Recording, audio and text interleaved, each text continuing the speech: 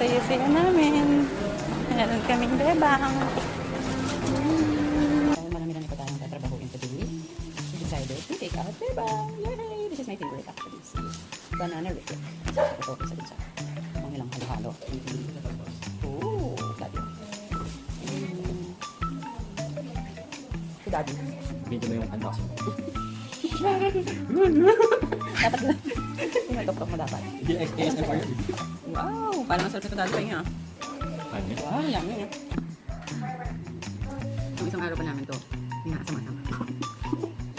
Paano ba naman? Why did you use it? Oh my God.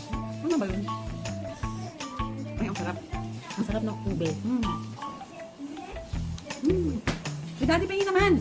Sige nga, kain ka na lang. Sarap. But of course, ano? Parang lugi ako, konti lang sa uga.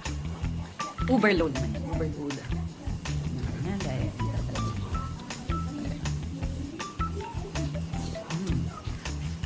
Ano tayo? Masarap talaga ng ube. Walang pagbabago. Sa'yo nga masarap.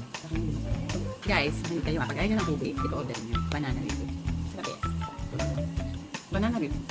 Mas sulit guys yung ube guys. Ayaw nga nila sa ube, ipipilit mo. Abot natin. Mas sulit yung ube guys. Sa mahilig sa ube. Obviously.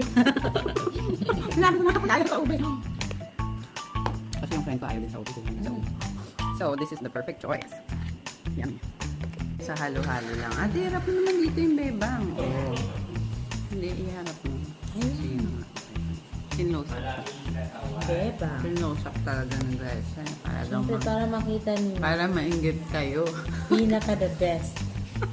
Gusto mo man? Hindi. Hindi ko naman ginagawa. Rami.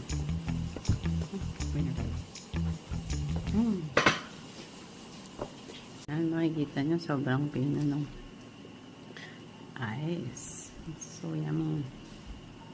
Hindi nyo pa natitikman, guys. You should try it. Winner.